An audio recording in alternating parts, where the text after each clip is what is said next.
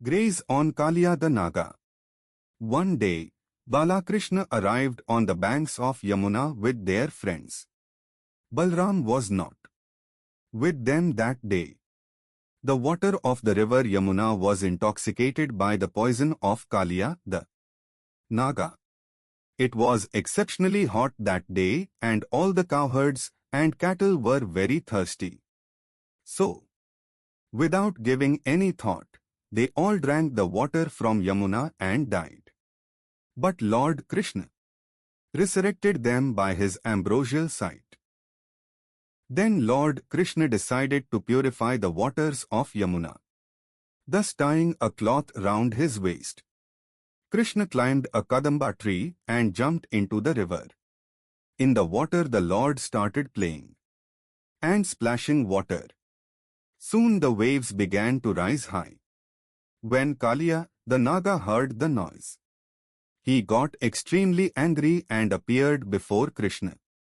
He saw a beautiful, tender, dark-complexioned boy playing joyfully in the waters. He stung him and tied him in his spirals.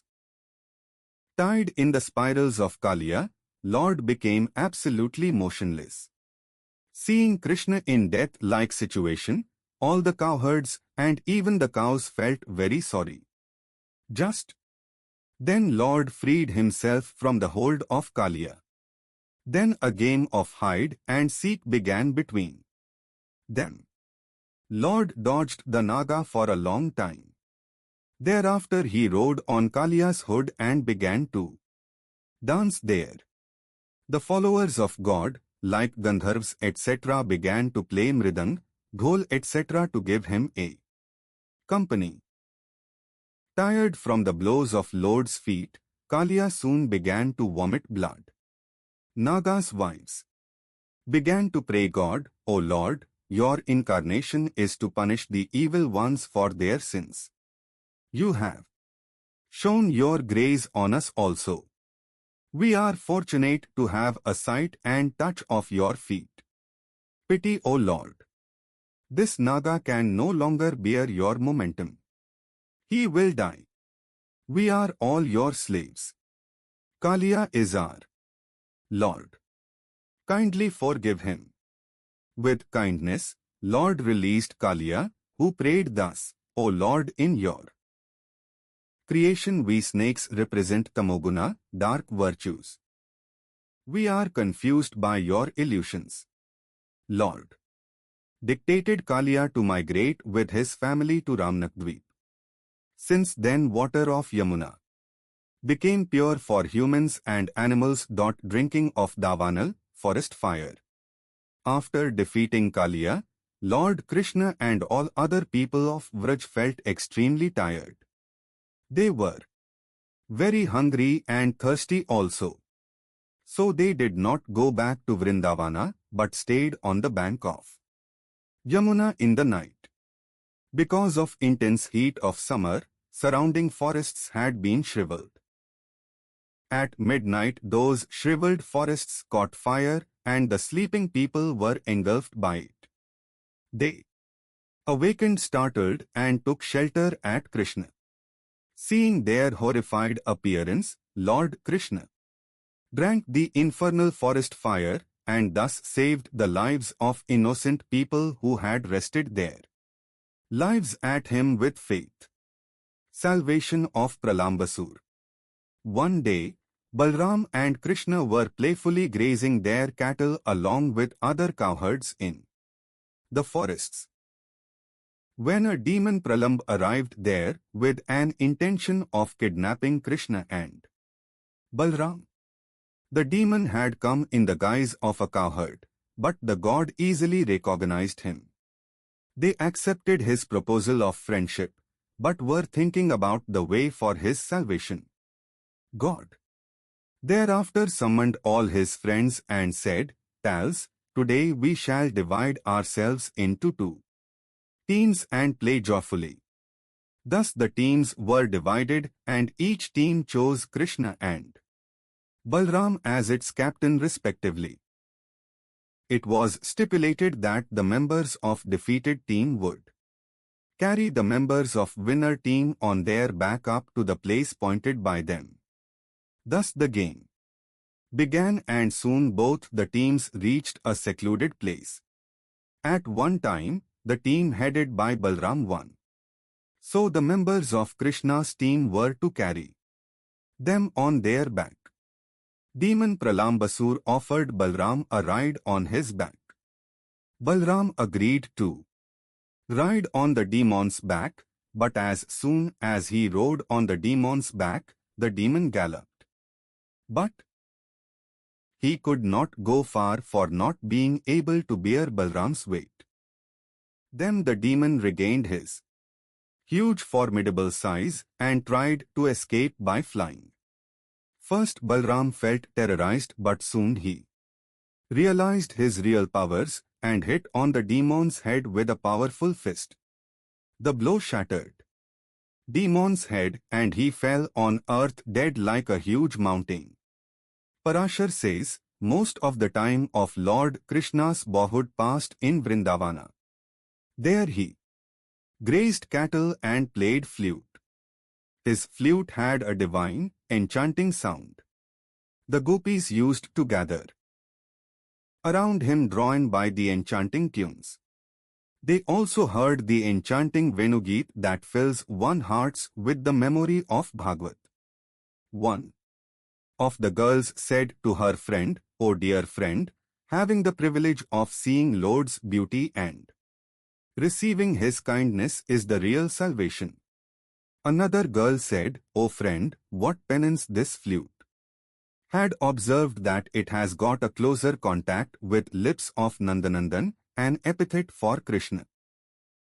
Even the siblings of this flute, trees and other vegetations are pleased with its fortune and are hence showering their leaves and flowers on him." One more said, "O friend, look, even Bhagavati Lakshmi has left her luxurious abode in Vaikunt and arrived in Vrindavana to have a look of Lord Devkinandan." A gopi expressed her jealousy, "Even this doe is better than us, O friends, look how engrossed is she looking at God that her eyes are not blinking." Hearing the sweet enchanting tunes of flute, even the heavenly elves gather in the sky over Vrindavana. They also see the beauty of Lord Krishna and showered the flowers of their braids on him. Even the cows forgot grazing when then heard the enchanting music of flute. The calves too forgot drinking milk and began to look at Lord Krishna with joy. This is the real devotion for Lord Krishna. You have to forget yourself in order to find him. Condition of girls of Vrindavana was exactly the same. After having the sight of Lord Krishna, they remembered nothing, not even the way back to home. They stood in the forests in a trance, completely tired, unaware of their self. A girl said, pointing to the fauna, "Look, O friends, look at these birds. Do you know that these birds were the saints and sages in their previous births? In this birth also they are sitting in a state of trance. Look, they have forgotten their knowledge hearing the sweet enchanting music of the flute. And look at Yamuna. She is also unable to contain her exhilaration. She is eagerly splashing her waves to wash Lord's feet." Yet another girl said, "Look friends, the clouds cannot see their Lord scorching in the sun. So they have covered the sun and shaded Lord Krishna. Now they are drizzling as if showering petals."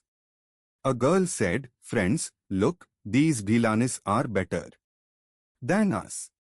They have such a strong urge of Krishna's sight that when Govind returns home, they smear their body with dusts of his feet. Blessed is this mountain which has dedicated its entire self in the feet of Brajanandan and feels overjoyed. It is his supreme devotee. Kanhaiya has infused even non-living things with life by his sweet tunes of flute. Stealing of clothes. The unmarried girls of Vrindavana felt as if their lives were dedicated to Lord Krishna. Each of them wished heartily to have Lord Krishna as her husband. So in order to get their desire fulfilled, all of the spinster girls of Vraj began to take bath in Yamuna early in morning of Hemant season and worshipped goddess Katyayani. When Madan Mohan learned that the unmarried girls wished to marry him, he went to see them at dawn. The girls were bathing naked in the river. Their clothes were kept on the bank. Lord Krishna stealthily took those clothes and climbed on a Kadamba tree. Lord had not stolen their clothes with malicious intentions. He had stolen them to remove their flaws and make them realize their real appearance, that they were not mere girls, but pure souls. Without realization of the real self, one cannot experience the God.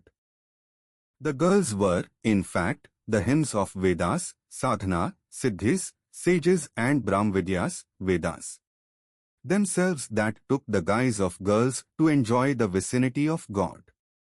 God removed their clothes. That symbolized lust. Because of the Lord's grace they all were able to enjoy God's company. Parashar says, O Maitreya, thus Lord Krishna removed the shyness of the girls of Vraj through his sweet talks. He derided at them, made them dance like puppets, and even stole their clothes when they were bathing naked, but they did not deter his actions. Instead they felt overjoyed by the close presence of their beloved Kanha. Lifting of Govardhan. Parashar says, one day, Balram and Krishna saw that many delicious kind of sweetmeats were being cooked at home. With curiosity and politeness, they asked Nand and other elders, Father, which festival are you preparing for? Which god will be worshipped? What purpose will such worship serve? Nand Baba explained. Sons, Devraj Indra is the god of clouds. It is because of Indra's grace that we get rain. So these materials are being prepared to worship Indra. Krishna said, Father, every creature in the world enjoys comforts or suffers as per his fate. None of the gods can change the results. Action is primary in the world. One gets the results as per his actions. Even Indra is God as a result of his action. Anyone who performs 100 Ashwamedh Yagyas becomes Indra. But even after performing crores of Ashwamedh Yagyas, one cannot stay in Vraj. It is the duty of Indra to cause rain. So it will rain even if you don't worship Indra. But to feed the poor and satisfy them with clothes and other gifts is real worship. By their blessing, we shall be happier. I desire that with all these materials we should worship Giriraj Govardhan and distribute the prasad among the poor, with which their souls will be sated and will have the grace of God. Thus Lord Krishna told his father that all the people should worship unitedly and unitedly they should receive prasad. If you are ready to do as per my desire, it's all right, otherwise I will not worship your haughty God, nor receive his prasad. Worship of Govardhan and indignation of Indra. Thus convinced by Kanhaya's wise reasoning, all the Gopas agreed to him. Nand Baba said, O Krishna, we are making all these preparation for you only and we will do as you say. We will worship Govardhan. For us Govardhan is also like a god. It gives us grass, water, and fuel etc. which are necessary for our lives. Thus, with Lord's consent, they dropped their plan to worship Indra and resolved to worship Govardhan faithfully. On the Purnima, full moon, day in the month of Kartik, November, all the Gopas, people of Vraj region, gathered near Mount Govardhan. During the night all of them circumambulated the mountain. Lord invoked the Ganges by his wish and bathed Govardhan with her water. Then they put vermilion on it, offered basil leaves, flowers, etc. and worshipped it. Brahmans recited hymns in its praise. To make the people believe in their rituals, Lord Krishna himself appeared on the mountain in huge form and exclaimed, "I am Giriraj, the king of the mountain," and began to eat the offerings. But as a child, he was still among the villagers who faithfully bowed before the mountain. Among them, the child Krishna said, "Look, what a surprise, Giriraj has appeared himself and bestowed his grace on us. He has accepted our worship." Thereafter all the Gopas distributed prasad among themselves and felt supremely satisfied. When Indra learned that the Gopas had stopped worshipping him, he grew outrageous. In anger, he ordered the clouds to rain torrentially over Vraj and cause heavy flood in Vraj region. In no time dense clouds gathered over Vraj. Soon there was lightning, thunder, darkness and storm all around. Then it began to rain torrentially.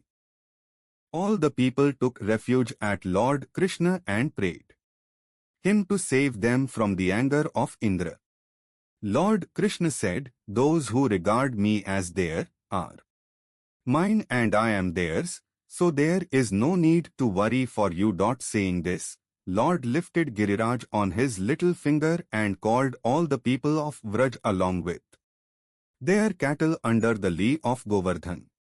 Then he ordered his wheel Sudarshan to absorb the water of the clouds so that not even a single drop could fall on earth. Thus for 7 days continuously, Lord balanced Govardhan on the little finger. Thus Lord Krishna also came to be known as Giridhari.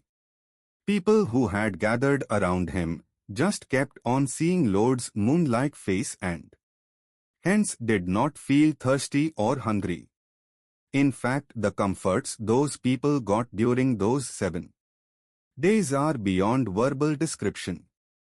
Lord held Govardhan on one hand and conch in the other, while with the remaining 2 hands he began to play this flute.